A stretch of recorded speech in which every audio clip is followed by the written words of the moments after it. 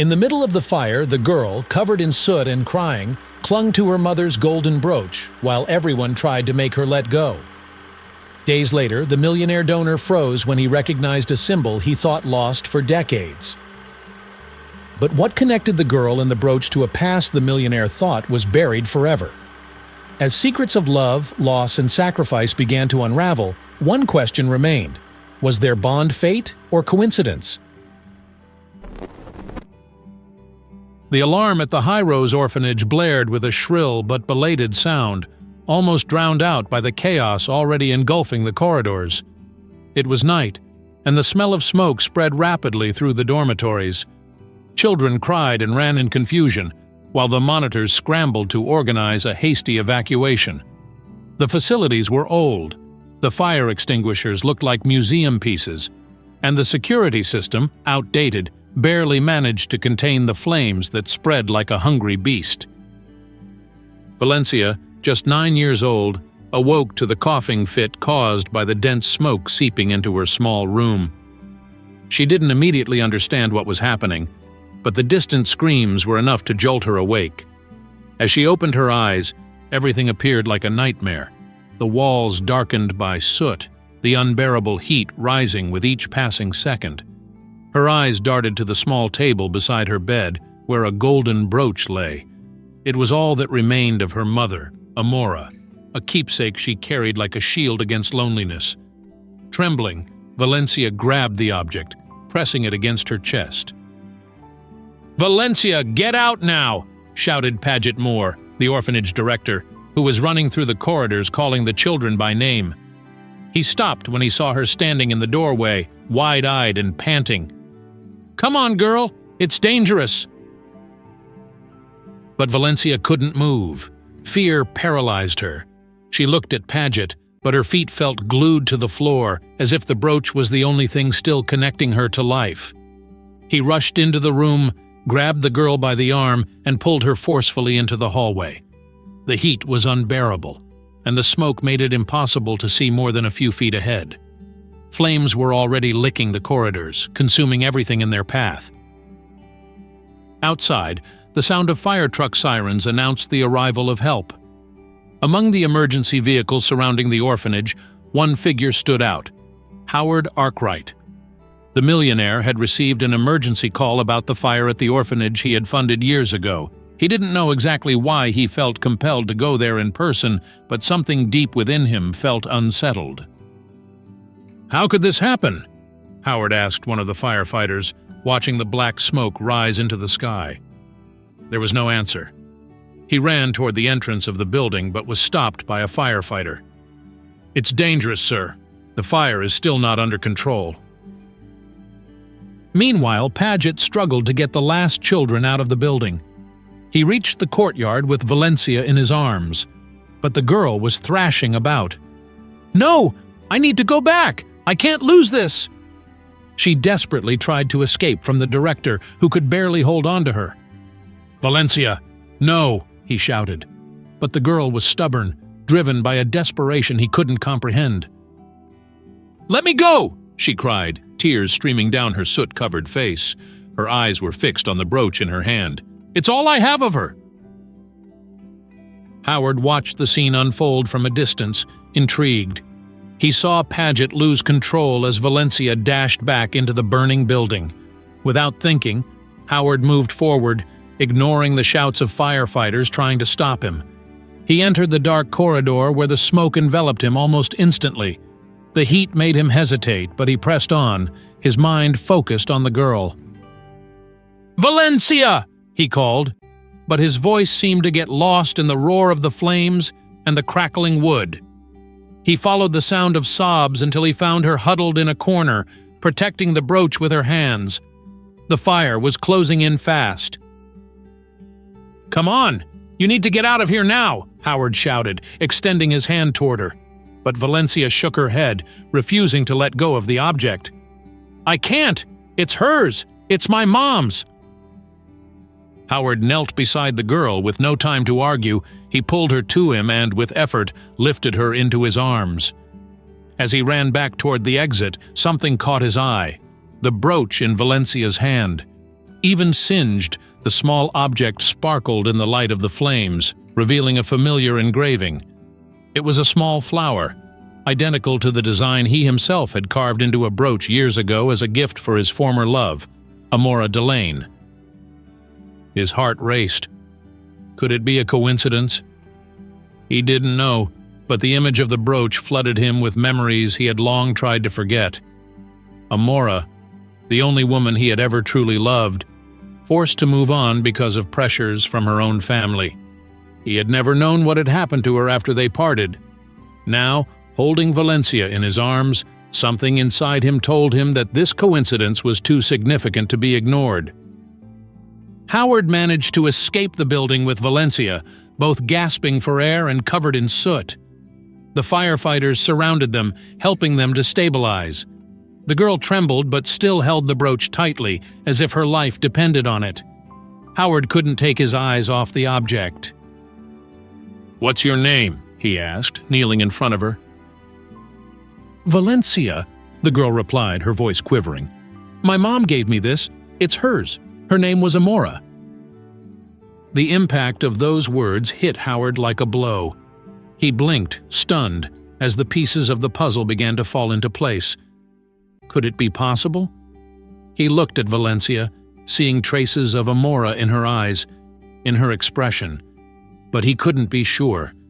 Not yet. In the chaos unfolding around them, Howard made an impulsive decision. He publicly announced that he would fund the reconstruction of the orphanage. "These children need a safe home," he declared, drawing surprised and approving glances. But deep down, he knew it wasn't just about the orphanage. He needed answers. As the flames consumed what was left of High Rose, Howard felt that his life was about to change forever. He looked at Valencia one more time, determined to uncover the truth. But what he would find could be more complicated than he had ever imagined. The lights of the temporary shelter set up in the local town hall flickered, reflecting the chaos and improvisation of the place. Mattresses were strewn across the main hall, where dozens of children huddled together, many still crying and coughing from the smoke. Monitors from the orphanage tried to organize the situation, but the despair was evident on their faces. Valencia sat in a corner, curled up, hugging her knees and clutching the brooch so tightly that it seemed she feared it would disappear from her hands. Howard Arkwright watched everything from a distance, leaning against the wall of one of the corridors. The smoke still clung to his clothes, and he wore a confused, almost lost expression. What was supposed to be just an impulsive visit to check on the fire had turned into something much more personal and disturbing. Valencia, with her frightened gaze and the brooch that held memories of a buried past, had become the center of his attention. Outside the building, a small crowd had gathered. Local reporters were eager to hear more about the generosity of the magnate who had promised to help rebuild the orphanage. However, Howard avoided the cameras. He knew his decision had been impulsive and that Cordelia, his sister, wouldn't take long to arrive and express her disapproval. And she didn't take long. The sound of high heels echoed down the corridor as Cordelia Arkwright appeared, radiating her typical air of superiority. Dressed impeccably, she seemed completely out of place in the scene of poverty and destruction. Her eyes swept over the shelter with a mix of disdain and irritation. "So here you are," she said, crossing her arms as she approached Howard. "I must say, your idea of charity has become excessively sentimental." Howard sighed, lacking patience for Cordelia's judgment. "These children have lost everything, Cordelia. The least we can do is help them have a place to call home." Cordelia raised a skeptical eyebrow. "You've always been the altruist of the family, but this is beyond reason. Promising millions to rebuild an orphanage? And why? Because a child looked at you with sad eyes? Don't be naive, Howard. This will only bring trouble." "Trouble?" He turned to face her, his voice growing colder. "They're children, Cordelia, not troubles. And if our family has the resources to do something good, why not do it?" Cordelia smirked sarcastically. "Ah, of course. Noble Howard, the savior of the poor. But tell me something. She tilted her head, observing him closely. "Who is that girl? Why are you so obsessed with her? Is there something I should know?" Howard froze for a moment, but quickly regained his composure. "She's just a child, like all the others here. There's nothing special about it." Cordelia laughed, but there was no humor in her laughter. "Please. I know you, Howard. There's something more here. Perhaps some connection you're not telling me about? Who was her mother?" The mention of Valencia's mother made Howard look away, something Cordelia noticed immediately. She stepped closer, lowering her voice to something almost venomous. "This is about that woman, isn't it? What was her name again? Amora? Amora Delane?" Howard felt a tightness in his chest. He hadn't heard that name spoken aloud in years, but there was Cordelia, dragging him back to the past. He took a deep breath, trying to stay calm. "That's none of your business, Cordelia." "Oh, but it is," she shot back. "Anything that could involve the Arkwright name is my business, and I won't let you ruin our reputation over some emotional whim." Howard glared at his sister, fury contained in his expression. "If you think helping children in need is ruining our reputation, then maybe you need to reevaluate your values." Cordelia shrugged, but her eyes remained fixed on him. "I just hope you know what you're doing, Howard. Because if you don't, this could end very badly. For all of us." Before he could respond, Cordelia walked away, leaving Howard alone once more. He ran a hand over his face, exhausted both physically and emotionally. Her words echoed in his mind, especially the mention of Amora. It wasn't a coincidence. He knew that. The brooch, the name of Valencia's mother, everything pointed to a past he had tried to forget. Determined to find answers, Howard made his way to the makeshift office of the orphanage, where Paget Moore was organizing paperwork for the children. The director looked exhausted but managed a tired smile upon seeing him. "Mr. Arkwright," Paget began, extending his hand, "I don't know how to thank you for your help. Without you, I don't know what we'd do." Howard nodded, not wanting to receive praise. "I'm just doing what I can. But I need to know something about Valencia." Paget furrowed his brow, intrigued. "What exactly do you want to know?" "How did she end up here? How long has it been? Who was her mother?" The words came out hesitantly, but Howard knew he needed to ask. The director sighed, pulling a file from a pile on the desk. He opened it and began flipping through the pages. Valencia arrived at High Rose about a year ago. Her mother, Amora Delane, passed away from a serious illness. We don't have many details, just that she was a humble, hard-working woman, but she left no indication about the girl's father. Howard felt a knot in his throat. He hesitated before asking the next question, almost afraid of the answer. "And how old is Valencia?" Paget glanced at the file and answered without looking up. "She's 9 years old." 9. Howard felt a mix of relief and confusion.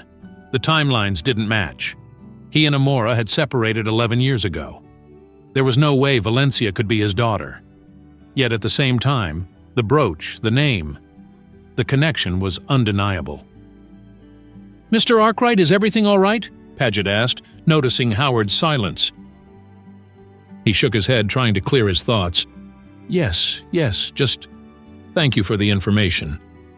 He walked away, lost in his own thoughts. As he returned to the main hall, where Valencia was still curled up in a corner, Howard felt divided. Logic told him she couldn't be his daughter, but his heart whispered something else.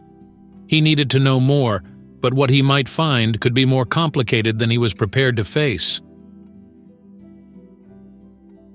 Before we continue, don't forget to subscribe to the channel, leave a like, and share your thoughts in the comments. Your support is crucial for the growth of this channel. Thank you. Now let's get back to the story. Silence filled the corridors of the imposing Arkwright mansion. Every detail, from the crystal chandeliers to the Renaissance paintings, seemed to scream luxury, but the atmosphere was cold, almost sterile. Howard sat in a leather armchair in his office, staring at the large oak desk before him. On it lay some documents he had barely read, a glass of whiskey almost untouched, and off to the side, Valencia's brooch, which he held between his fingers, turning it slowly. The memory of Paget's words echoed in his mind. She is 9 years old. That didn't make sense, but what troubled him more was the undeniable feeling of familiarity that the brooch and the name Amora had awakened. Could it all be a coincidence? He knew he needed to explore all possibilities before making any decisions, but the weight of uncertainty was becoming unbearable. The office door swung open abruptly, revealing Cordelia. As usual, her presence was preceded by an air of judgment and superiority. She entered without asking for permission, her heels echoing on the polished floor, and sat in the armchair opposite Howard, crossing her legs with calculated elegance. "So, Howard," she began, with a smile bordering on disdain, "I heard you're considering adopting an orphan. Frankly, it's the most ridiculous thing I've ever heard." Howard closed his eyes for a moment, trying to maintain his composure. "I didn't expect you to understand, Cordelia." "Understand what? That you're being manipulated by a child and probably by some desperate orphanage director looking for funds? Please." She leaned forward, resting her elbows on her knees. "You've always had a tendency to act with your heart, Howard, but this crosses any line." "It's not manipulation," he replied firmly, placing the brooch on the table and looking directly at his sister. "It's compassion, something that clearly you cannot comprehend." Cordelia laughed dryly, but her expression soon turned serious. "You don't see what's at stake? The press is already starting to speculate about your intentions. The Arkwright name is being dragged into a potential scandal, all because of a girl who, let's face it, might just be using you." Howard stood up, feeling his patience wearing thin. "If my decision to help a child in need tarnishes the Arkwright name, then maybe the problem lies with the name, not the decision." Cordelia watched him for a moment, her expression now colder.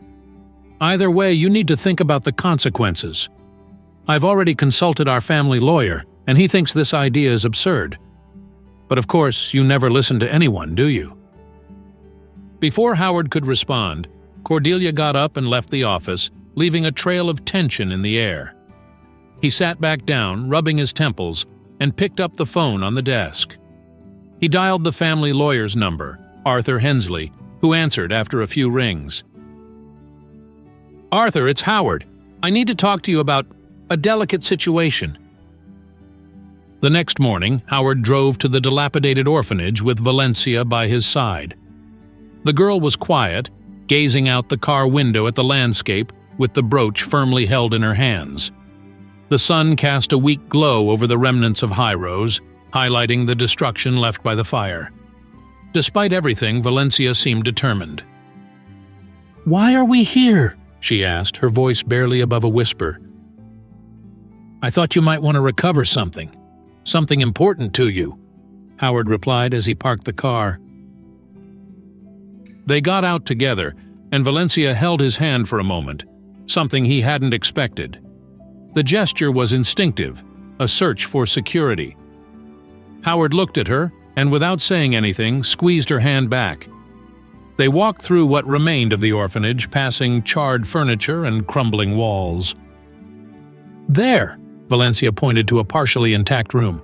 "My bedroom was there." Howard followed her, helping her navigate through debris and burned beams. The room was almost unrecognizable, but Valencia began to sift through what remained carefully, as if searching for something specific. After a few minutes, she found a scorched notebook. Some pages were intact, but most had been consumed by the fire. She held it carefully, running her fingers over the damaged covers.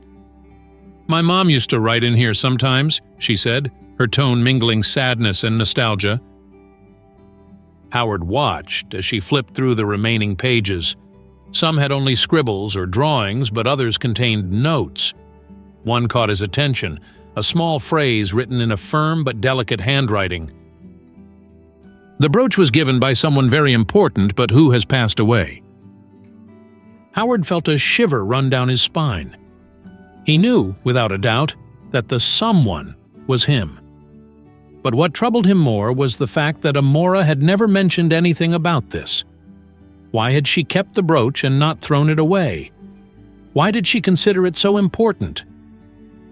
"My mom used to say that the brooch was special," Valencia continued, unaware of the internal conflict brewing within Howard.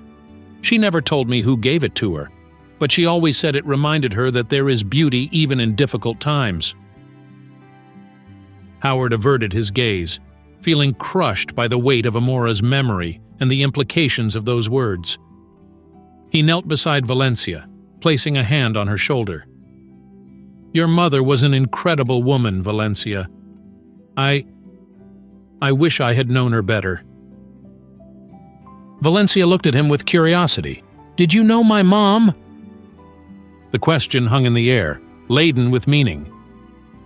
Howard hesitated, but before he could respond, Valencia turned her attention back to the notebook, as if she hadn't truly expected an answer.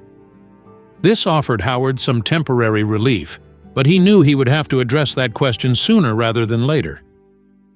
That night, back at the mansion, Howard found it impossible to sleep. Valencia's words echoed in his mind, as did memories of Amora. He stood at the window of his room, looking out at the vast garden illuminated by the moonlight. He knew he needed answers, but every time he tried to piece things together, new questions emerged. He picked up the phone and called Paget Moore, even knowing it was late. The orphanage director answered with a sleepy yet concerned voice. "Mr. Arkwright? Is everything all right?" "Yes, it is. No, I just need to ask something." Howard took a deep breath. "Are you sure Valencia is 9 years old? Could there be some mistake?" Paget was silent for a moment before responding. "Yes, sir. Her records are clear. She was born 9 years ago. Why?"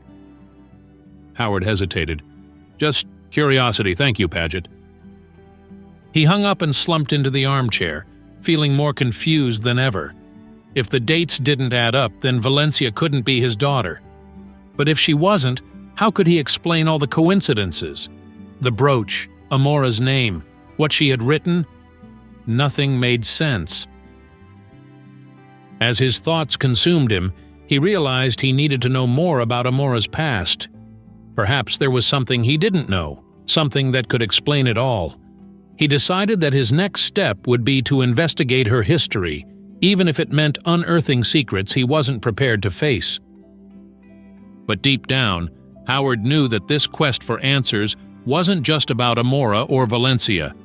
It was about himself, about understanding who he was and what he was willing to do to fill the void in his life.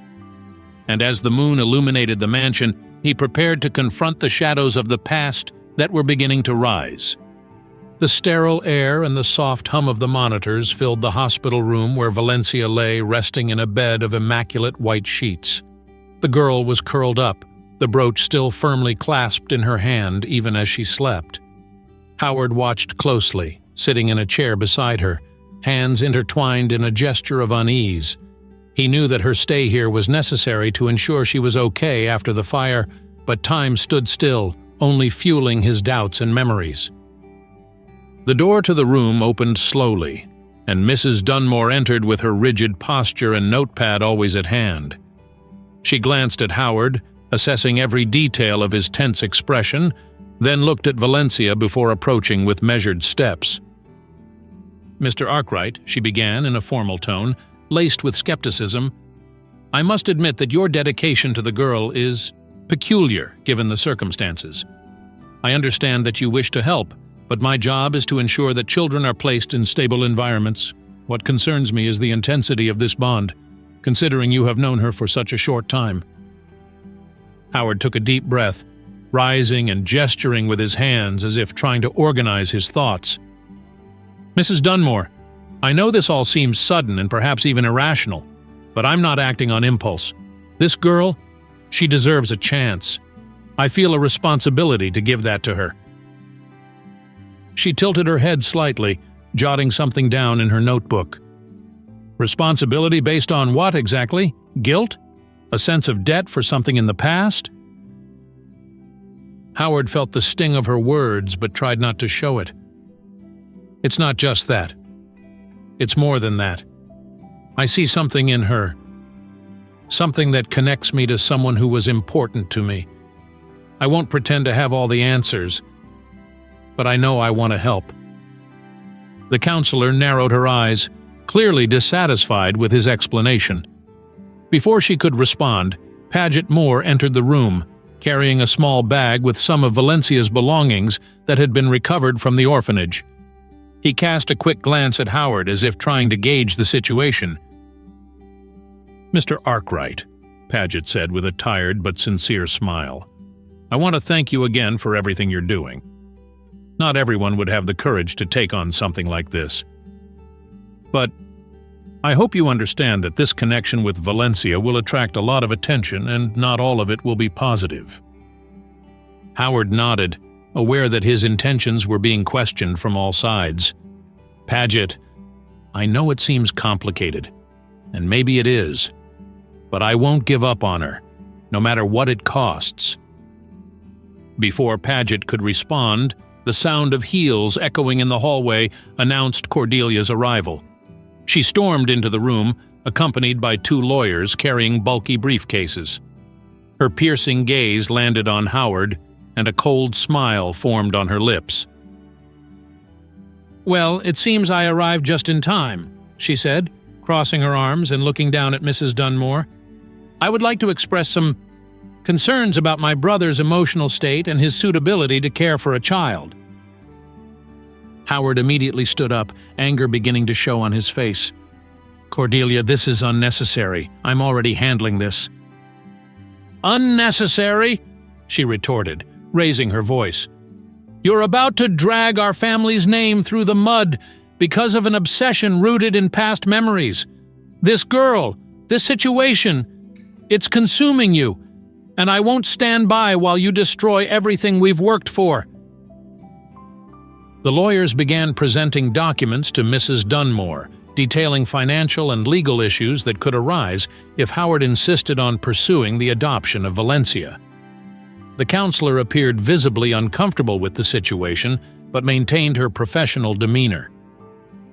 "Mr. Arkwright," she said calmly, "this only reinforces the need for careful consideration.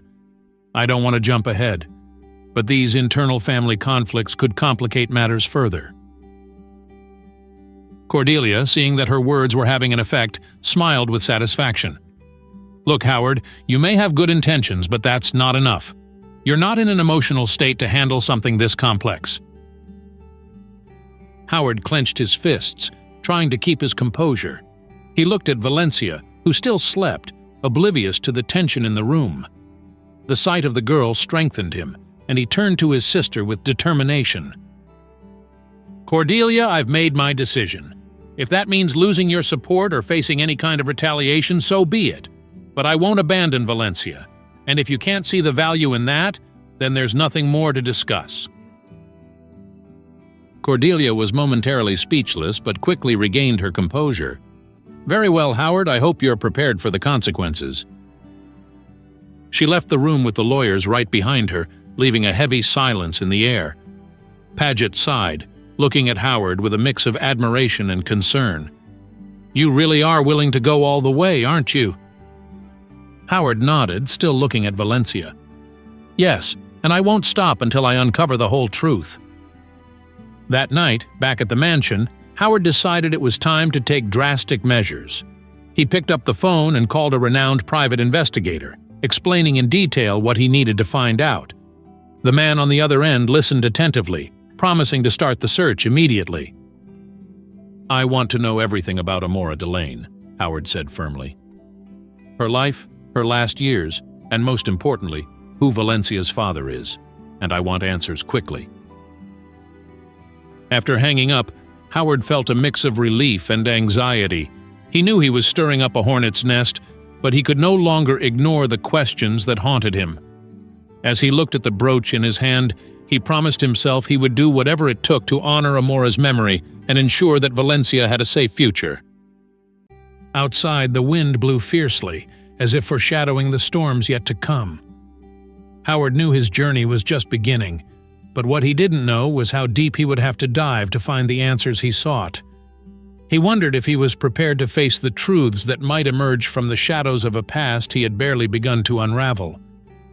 Howard was sitting at his makeshift office desk in the mansion, papers scattered around and his mind in constant turmoil. The memory of Amora's laughter echoed in his head as he read the first detailed report the investigator had delivered. The information was still incomplete, but enough had been found to start piecing together Amora's past, a story marked by sacrifices and pain. The pages detailed the time Amora spent working on farms in the countryside shortly after leaving Howard. Those arid lands represented not just a job opportunity for her, but a daily struggle for survival. Howard flipped through the descriptions of the farms and the records of Amora's roles: gatherer, grain cleaner, even seamstress in one of the makeshift sheds in the area. The investigator had included photographs of the surroundings: dilapidated wooden shanties, sun-scorched fields, and children running barefoot. It was evident that the contrast was brutal with the world Howard lived in, where money was a constant but emotional connections were scarce. Driven by an impulse, Howard decided to visit the place in person. He didn't inform Cordelia or anyone else in his family. He wanted to understand with his own eyes what Amora had faced. On the way, he reread a note made by an anonymous neighbor. She was reserved but spoke of a rich man who never returned. I always thought that explained her melancholy. The phrase troubled him deeply. He felt the implicit accusation that he was responsible for Amora's pain. When he arrived at the farm, he intended to seek clearer answers. The first farm he visited was even more desolate than the photographs had shown. The trees were sparse, the soil dry, and the air seemed to carry despair. Howard walked carefully across the land, feeling out of place in that environment. An elderly neighbor, with calloused hands and time-worn skin, greeted him with a hint of curiosity. Amora? Yes, I remember her. A hard-working woman, but she always seemed sad. She took care of a little girl, but she didn't stay in one place for long. It was as if she was running from something. That phrase echoed in Howard's mind as the neighbor continued. The man recounted that Amora had a habit of writing in a small notebook at night after putting her daughter to bed. It was the only thing that seemed to bring her solace. Howard asked if he knew anything about the brooch, but the man shook his head, saying only that she spoke fondly of a love she had lost. At the second farm, Howard found more testimonies, but they all revolved around the same idea. Amora never spoke about the identity of Valencia's father, but she mentioned that the brooch was her only connection to him. The pieces of the puzzle were beginning to align, but there were still gaps. Valencia didn't seem to be her daughter, yet something kept him tied to the story.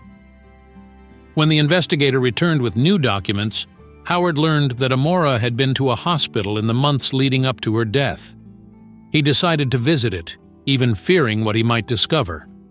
The hospital was small, with white walls that had lost their shine and an air of simplicity that contrasted with the large clinics he was used to.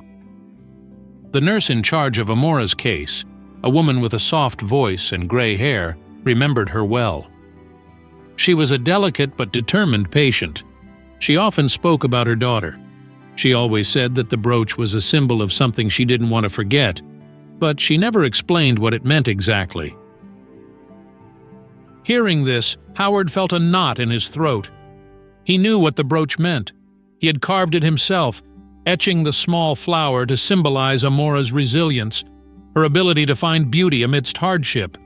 Knowing that she had held on to the brooch until her last days made him wonder if he had been the greatest blessing or the greatest torment in her life. The nurse handed him an envelope that Amora had left in her records. Inside was just a copy of the admission form, which stated that she had no close relatives and no registered husband. Howard stared at the paper, trying to absorb the information, when the nurse mentioned something that made him freeze. She always said that the only thing she would leave for her daughter was the brooch, because in it was all the love she had known in her life. As he left the hospital, Howard felt the weight of Amora's words. He was not Valencia's father, but the legacy of love between him and Amora had been passed to the girl through that brooch. He knew he could not escape the responsibility of caring for Valencia. It was the least he could do to honor Amora. But Cordelia was not willing to make things easy. During a family meeting, she brought up the investigator's report, asserting that the timeline proved Valencia was not Howard's child. "So, what's your excuse now, Howard? Why are you risking everything for this girl? Do you want to ruin our reputation for a guilt that you shouldn't even feel?" Howard replied firmly, "Because it's not just about me or reputation, Cordelia. It's about doing what's right, something our family has forgotten long ago." The clash was intense, and Howard realized that by continuing this journey, he would face not only Cordelia's resistance but also the possibility of being disinherited. Later that night, alone in his office, Howard picked up the brooch that Valencia had left on the table before going to bed. He examined every detail of the carving, every curve his hands had drawn years ago. The brooch seemed to carry the weight of two lives, Amora's and now Valencia's. And for the first time in a long time, Howard felt he was making the right decision, even if it was difficult. However, as he flipped through the report again, one detail caught his attention. A small handwritten note from the investigator indicated that there was another person who knew Amora in her last years, a woman named Edith, who had worked with her on one of the farms. Edith could be the key to discovering more about Amora's last days, and perhaps something more about Valencia's father. Howard knew he needed to find her. He took a deep breath, resolved to move forward, but the weight of each decision began to accumulate. As he looked around at the silent mansion, he wondered if he was ready to face whatever this search would reveal. Still, he knew he could not turn back. The decision to find Edith was just the beginning of another phase in his journey, but one question lingered in his mind. What else could Amora's past be hiding? The town hall was packed, suffocated by the heat of the discussion. Local representatives, influential business people, and the Arkwright family members were gathered, each with their own motivations hidden behind calculated smiles or suspicious glances. In the center, Howard held the blueprints for the High Rose Orphanage reconstruction project, making a clear and objective presentation about how the work could transform the lives of dozens of children and revitalize the community. His tone was firm, but there was a trace of emotion in his voice, something he couldn't control when speaking about the children, especially Valencia. "This isn't just a building," he said, moving his hands over the papers to illustrate his point. "It's a second chance for children who've never had a first. We can give them hope, education, and a home they've never known. This is more than charity. It's responsibility." For a moment, the room seemed to fall silent. But as expected, Cordelia was quick to act. Sitting at the back, impeccably dressed and with a cold expression, she lightly tapped on the table, drawing attention. "It's an ambitious project, Howard," she began, her tone barely concealing sarcasm. "But let's be honest here.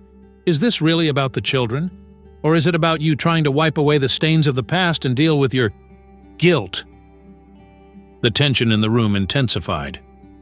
Howard pressed his lips together, trying to maintain composure, but Cordelia continued.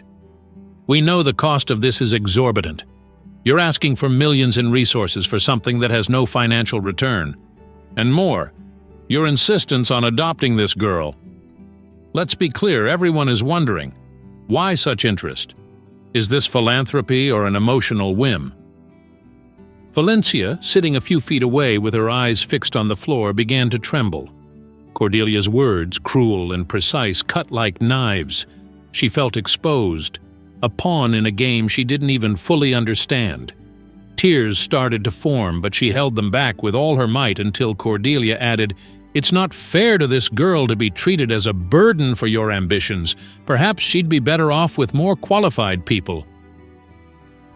That was enough to break little Valencia. She stood up abruptly, tears streaming down her face, and ran out of the room before anyone could stop her. The sound of her small footsteps echoed in the hallway as Howard, visibly shaken, tried to hold it together. He glared at Cordelia, furious. "That's gone too far, Cordelia!" "No," she replied coldly, crossing her arms. "You're the one going too far, and this needs to stop before it destroys what's left of our family." Howard felt a wave of frustration and helplessness. He knew he needed to deal with Cordelia later, but for now, his priority was Valencia. He hurried out, leaving the room buzzing with whispers, while Mrs. Dunmore watched the scene with a mix of concern and judgment. In the hallway, Howard found Valencia sitting on a bench, hiding her face in her hands. He approached slowly and sat beside her. He didn't say anything for a moment, respecting the space she clearly needed. When he finally spoke, his voice was low and calm. "I'm sorry you had to hear that, Valencia. None of what Cordelia said is true. You are not a burden." The girl lifted her face, her eyes swollen from crying. "Then why do they treat me like this? Why do they think I'm trying to use you? I never asked for anything, Howard. I just wanted my mom back." Howard's heart almost stopped. He leaned in, trying to find the right words. "I know, Valencia. I know that none of this is fair. But I want you to know that no matter what happens, I'm here for you. I won't abandon you." Valencia hesitated before responding, her voice weak. "Maybe it would be better if I went back to the shelter. I don't want to cause any more problems." Howard held her small hands, which were cold. "Listen to me, Valencia. These aren't problems. You are important much more than you realize, and I won't let anyone treat you like you're less than that." The scene was interrupted when Mrs. Dunmore approached, her expression unreadable. She looked at Valencia with a hint of empathy, but her posture was professional. "Howard, the meeting is adjourned. The town hall has decided it needs more time to assess the project and Valencia's case." Howard stood up, keeping a firm hand on the girl's shoulder. "More time?" he repeated, irritated. "These children don't have time. The orphanage is in ruins and Valencia needs a decision." Mrs. Dunmore sighed, a clear sign of her exhaustion with the case. "I understand your frustration, but we need to follow the protocols. You know that." Howard shook his head, frustrated, but he didn't want to lose his composure. He knew that every move he made was being evaluated, not just by those present in the meeting, but by everyone in town. With a sigh, he turned to Valencia. "Let's go home. This isn't over." Cordelia, who had stayed behind in the room, watched the scene with an almost imperceptible smile. She knew she had struck Howard where it hurt, but she underestimated his determination. Back at the mansion, tension hung in the air. Valencia was quieter than ever, but Howard refused to let her sink into doubt. He knew that if he allowed it, Cordelia's words could erode the girl's confidence and destroy her from within. So that night, while the city slept, Howard sat down again in his office and made a radical decision. The next morning, during another meeting with the family's lawyers and shareholders, Howard made an announcement that took everyone by surprise. He was willing to give up a significant portion of the company's shares to ensure that his philanthropic projects, including the reconstruction of High Rose, could be carried out without interference. Cordelia's eyes widened in shock. "Are you serious, Howard? You're going to sacrifice years of work for this?" "Yes," he replied without hesitation, "because I'm not sacrificing. I'm investing in something that truly matters." The declaration divided those present. Some were impressed by Howard's determination, while others, led by Cordelia, thought the decision was insane. But for him, there were no more doubts. He not only wanted to rebuild the orphanage, he wanted to give Valencia the life she deserved, and if that meant losing part of his wealth, he was willing to pay the price. But Howard knew that this was just one battle, not the war. He would need more than shares and words to prove his commitment. And as he watched Valencia play shyly in the mansion's garden that afternoon, he realized there was something else he needed to do. There were unresolved questions, answers he still didn't have, and he was determined to find them. The fate of Valencia and Highrose was still up in the air, but Howard knew he couldn't stop now. He had a mission, and even with his family against him, he was resolved to move forward. What he didn't know was that the revelations to come could change everything again, in ways he had never imagined. If you're enjoying the story, please subscribe, like the video, and comment below. It really helps this channel grow and bring you more content like this. Thank you so much for your support. Let's continue the story. The Arkwright mansion, usually so quiet and pristine, seemed to carry a suffocating weight that morning. The air was heavy. Conversations among the staff had dwindled, and even Valencia, typically curious, remained curled up on one of the sofas in the main room, clutching the brooch against her chest. Howard, locked away in his office, was sifting through a pile of documents and emails that confirmed his worst suspicions. His decision to challenge Cordelia and the rest of the family was starting to have devastating effects. He had just received news that some of his primary business partners had canceled contracts, seemingly influenced by behind-the-scenes conversations. His cell phone vibrated on the desk, and Paget Moore's name appeared on the screen. He hesitated for a moment, knowing that any news from the director of the orphanage likely wouldn't be good, but he answered. "Howard," Paget began, his voice grave, "we received a notification from the City Hall. If the provisional custody of Valencia isn't resolved in the next few days, she will be transferred to an institution in another city." Howard felt the weight of the information hit him like a punch. Transferred? To where? "It's a larger institution, but less welcoming. They have openings, but the environment, well, it's not ideal, especially for a child like Valencia. It's a cold place with strict rules, almost no room for individuality, and it's far, very far." Howard closed his eyes, trying to contain the anger and frustration that bubbled to the surface. He knew Valencia wouldn't survive being taken to a place like that.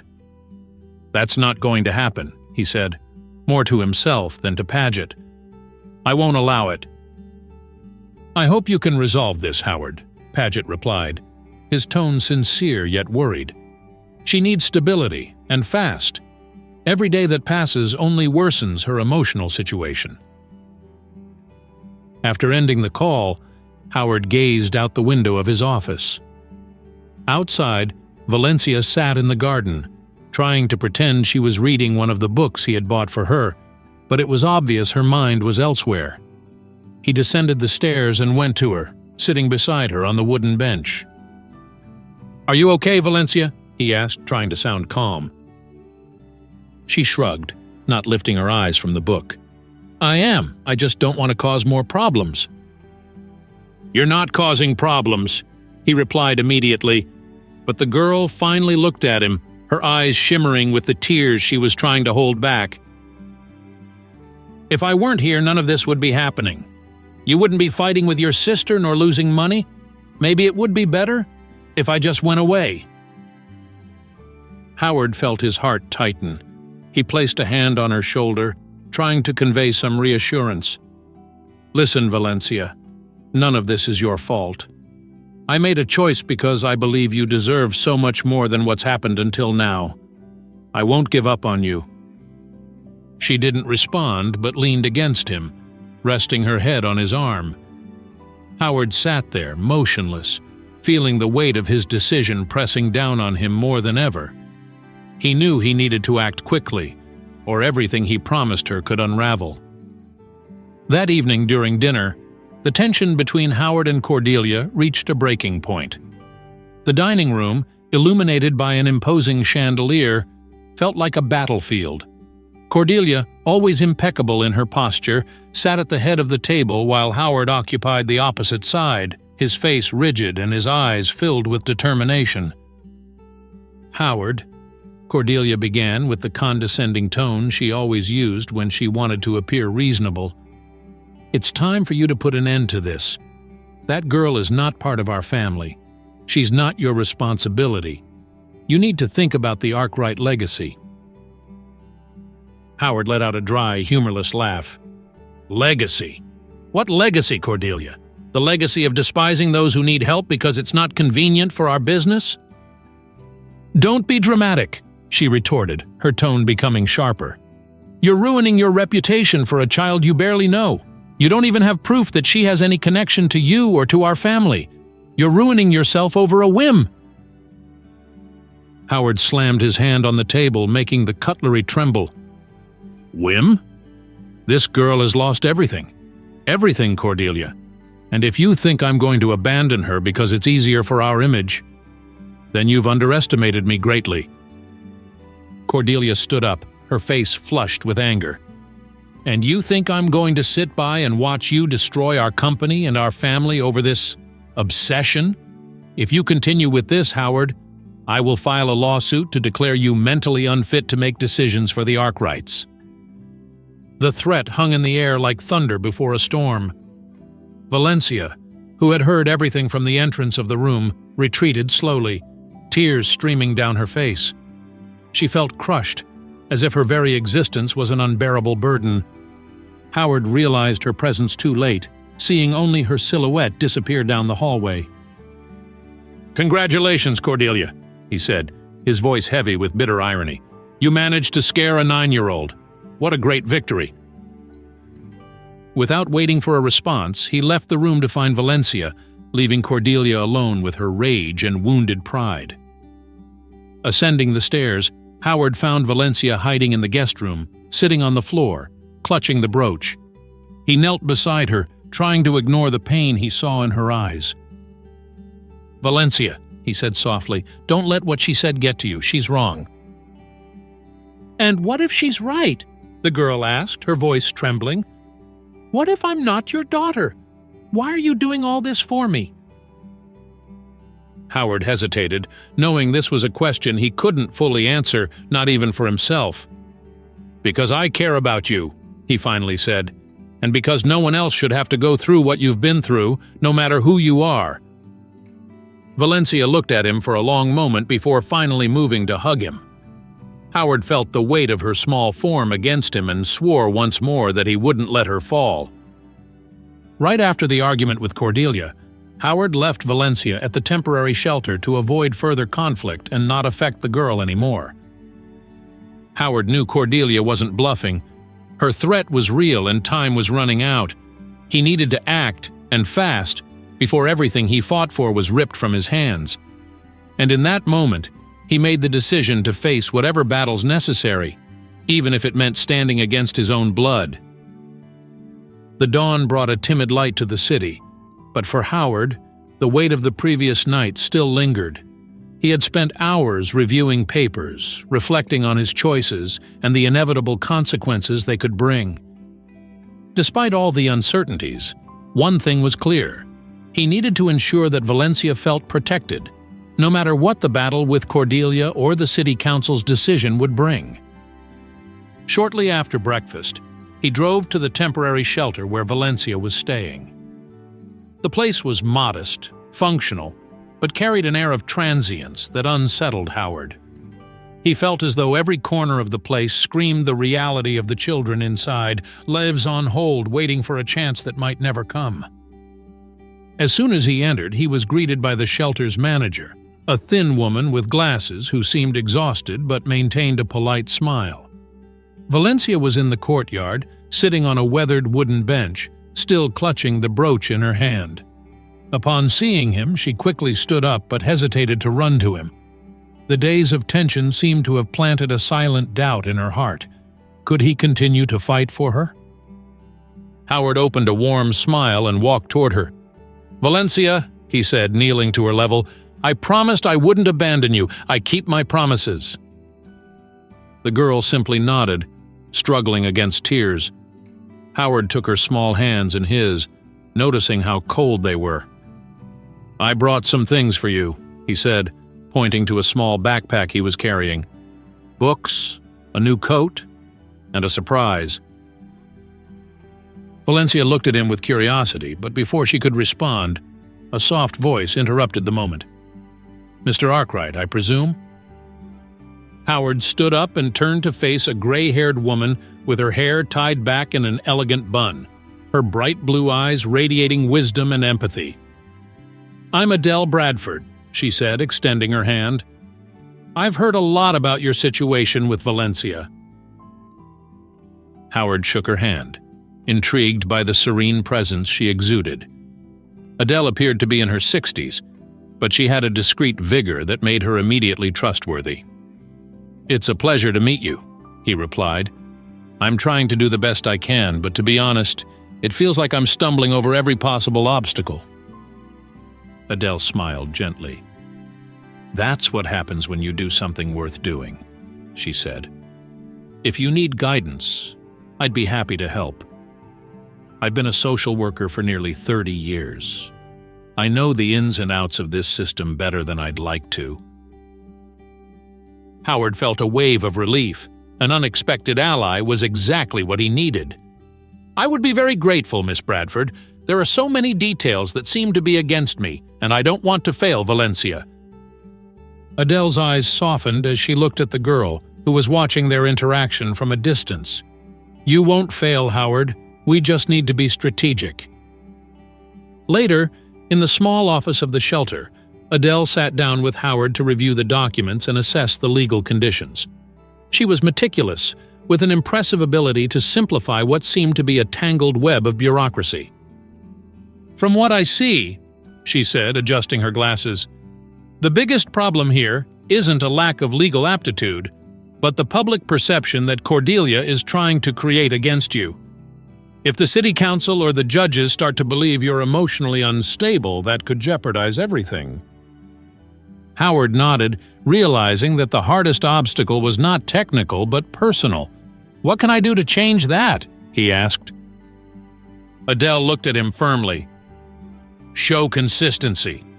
Show that you're willing to sacrifice not just money, but time, effort, everything necessary to ensure Valencia's well-being.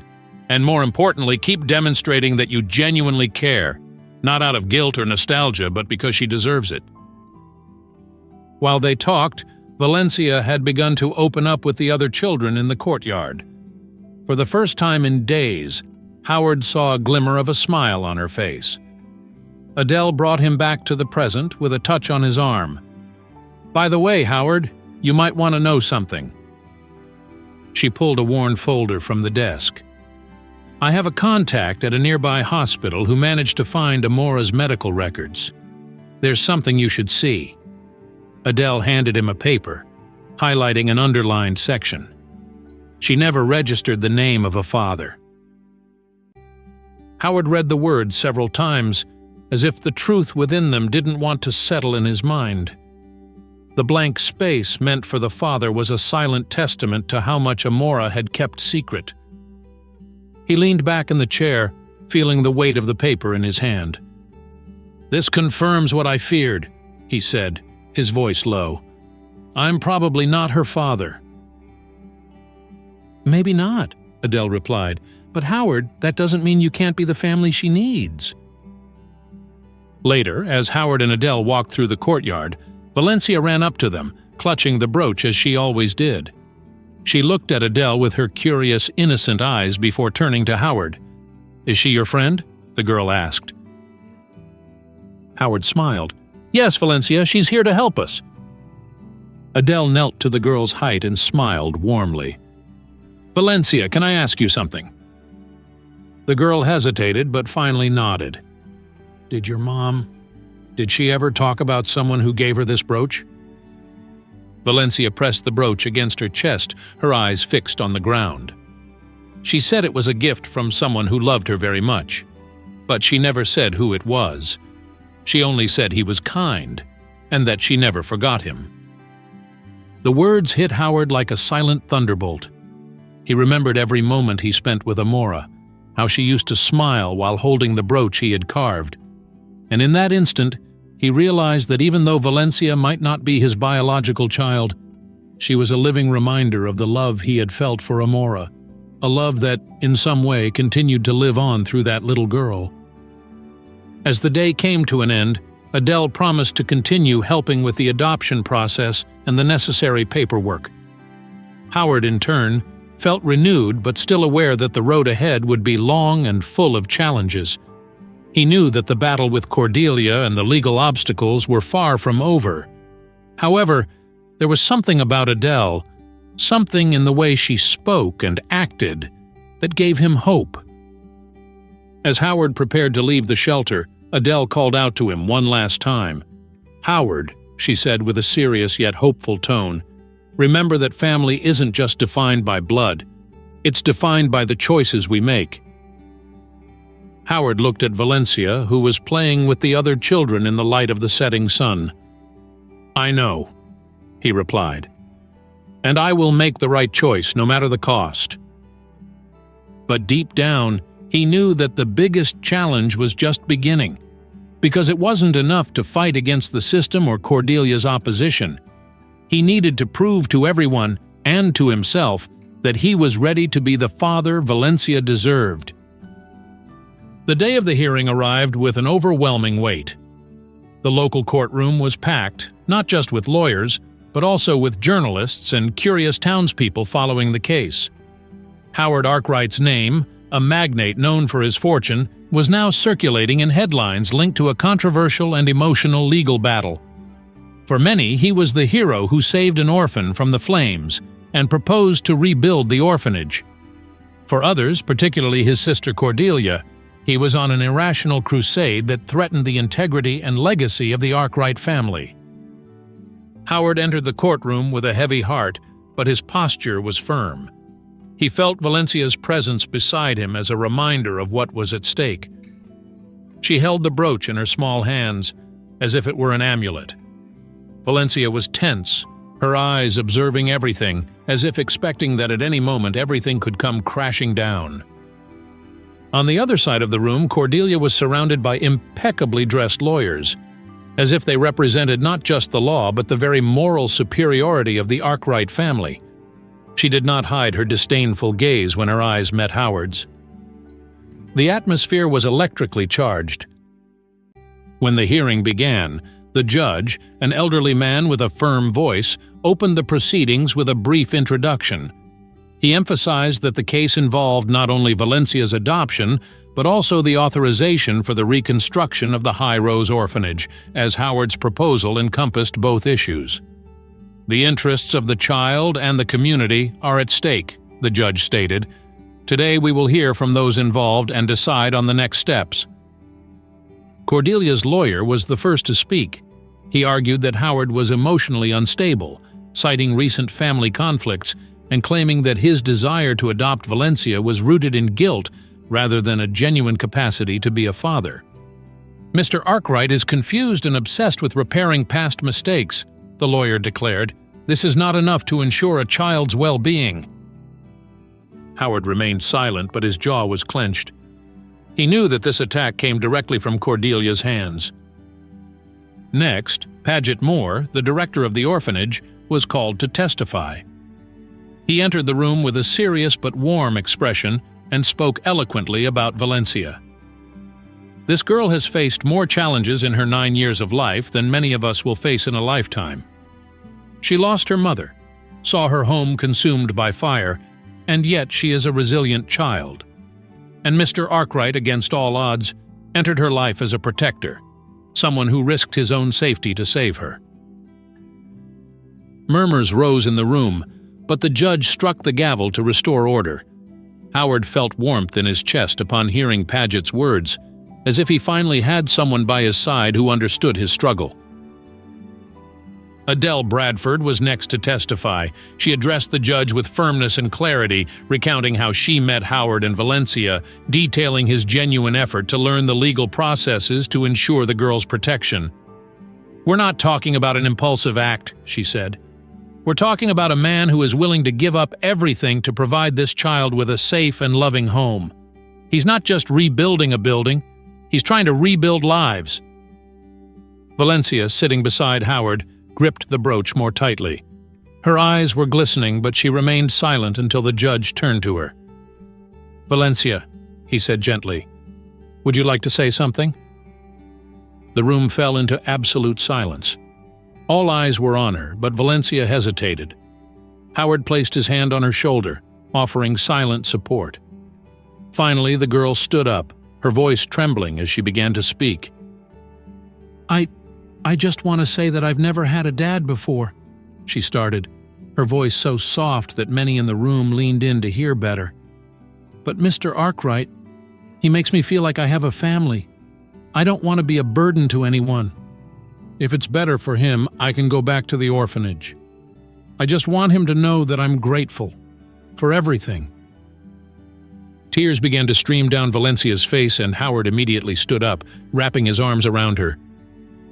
"You were never and will never be a burden," he said, his voice firm yet filled with emotion. "You are my family, Valencia."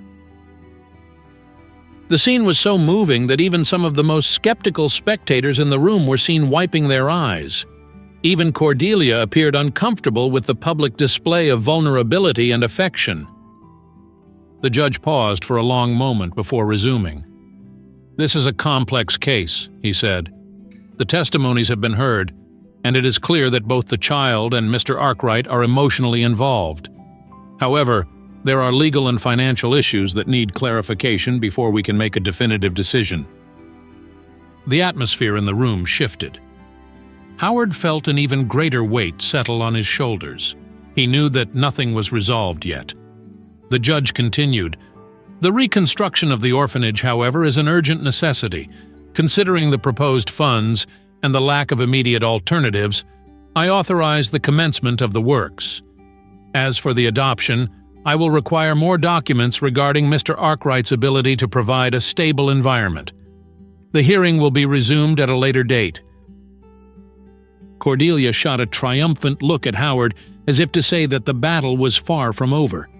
But Howard refused to be shaken. He looked at Valencia, who seemed confused and weary, and promised himself that he would fight until the end. As they left the courthouse, the press surrounded them with questions. Howard ignored the reporters, focusing solely on ensuring Valencia's safety. But as they walked to the car, he couldn't shake the feeling of time slipping away from them. The final decision was postponed, but the fight for Valencia's custody was far from over. The following week, Howard Arkwright sat at his imposing office desk, signing papers that transferred a significant portion of his shares to Cordelia. Each signature felt like a blow to his pride and years of hard work, but he was resolute. If this is what it takes to ensure the stability of the business and silence Cordelia, he thought, then so be it. He capped the pen firmly, handing the documents to the attorney present in the room, who observed him with a mix of surprise and respect. "Mr. Arkwright, this is a considerable sacrifice," the attorney commented hesitantly. Howard merely nodded, turning his gaze to the window that displayed the well-kept gardens of the mansion. "Nothing is greater than what I'm fighting to build. Businesses come and go, but family is forever." Cordelia, while visibly pleased with her business victory, couldn't hide the pang of frustration at Howard's unwavering determination to adopt Valencia. He had made the sacrifice, but he had not given up his fight. That same day, Howard returned home feeling lighter. He found Valencia in the garden, sitting under the shade of a tree, playing with the brooch she always clutched. As he approached, the girl looked up, uncertain. "Are you okay, Mr. Howard?" she asked, with that formality he was still trying to break. "Yes, Valencia," he replied, sitting beside her. "And you? How are you feeling about all this?" The girl sighed, looking at the brooch in her hands. "I just want all of this to be over. I don't like when people fight over me. I just want a place where I can stay." Howard extended his hand and gently held hers. "I promise I will do everything I can to make sure you have that, no matter what happens." The long-anticipated final hearing arrived. The courtroom was even more packed than before, with the local press in full force and watchful eyes on all sides. The judge entered, his expression serious, but his posture radiated calm and authority. Everyone stood, and silence enveloped the space. "We are here to deliberate on the case of Valencia Delane's adoption and the commitment to rebuild the High Rose Orphanage," the judge began. He gestured for everyone to sit and continued. "Over the past few weeks, we have reviewed testimonies, financial documents, and reports presented by the parties involved." Howard sat next to Valencia, who wore a simple blue dress chosen by Adele Bradford, the social worker who had become almost a maternal figure to her. The brooch was pinned to the fabric of her dress, glinting under the courtroom lights. Cordelia, accompanied by her attorneys, maintained a calculated expression, but there was tension in her eyes. She knew that despite the maneuvers she had made, the judge could see through to her true motivations. The judge began to review the case, highlighting the key points. He praised Howard's dedication to saving Valencia during the fire and his commitment to rebuilding the orphanage. He also mentioned the objections raised by Cordelia and her arguments regarding Howard's emotional instability. Then came the decisive moment. "Mr. Howard Arkwright," the judge said, turning directly to him, "your actions have demonstrated a remarkable level of dedication and selflessness. However, it is my duty to ensure that the well-being of the child is the absolute priority." Howard nodded, his hands firmly clasped in his lap. Valencia looked at him with wide, hopeful eyes, but also fearful. The silence in the room was almost deafening. "After careful consideration," the judge continued, "I find that the emotional bond established between Mr. Arkwright and Valencia Delane, coupled with the stable environment he can provide, meets the best interests of the child." The room fell silent for a moment before a general murmur began. Cordelia closed her eyes, defeated. Valencia looked at Howard, incredulous. He smiled, his eyes misty, and whispered, "You have a home now." The judge brought down the gavel. "The adoption is approved. As for the reconstruction of the High Rose Orphanage, the court supports Mr. Arkwright's initiative and grants the necessary permission to begin the work." Valencia jumped into Howard's arms, which he embraced tightly. Cordelia quickly exited the courtroom, ignoring the reporters trying to capture her reaction. Howard, for his part, was surrounded by journalists, but his attention was solely on Valencia. "Let's go home," he said, disregarding the chaos around them. Weeks later, the day of the High Rose Orphanage's inauguration arrived. The new building was modern, but retained elements of the original design as a tribute to the place's history. There was a small square in the center of the grounds, where a memorial had been installed in honor of the children and staff who had lost everything in the fire. Among the names on the memorial was Amora Delane. Valencia stood next to Howard, wearing a new white dress but with the same brooch pinned to the fabric. She looked nervous as she held the microphone for her brief speech. "I just want to say thank you," she began, looking out at the crowd that included children from the orphanage, volunteers, and townspeople. "Thank you for giving us a new chance. This place is more than just a building. It's a home for many children like me." She paused, glancing at the memorial. "And thank you to my mother, who always took care of me, even when it was hard. And thank you to Mr. Howard, who... now I can call him Dad." Howard swallowed hard, emotional. Valencia looked at him and then walked over to the memorial, placing a small vase of flowers there. "I know that blood doesn't bind us," she said, her voice steady despite the tears streaming down her cheeks. "But the heart does. You are my heart, Father, and that's what matters." Howard approached her, and together they stood in silence, gazing at the memorial for a moment. Then he hugged her. "You will never be alone again," he said. The ensuing applause was deafening, but for Howard and Valencia, the world seemed to have stopped in that instant. Finally, they had found what they had both been searching for: a family.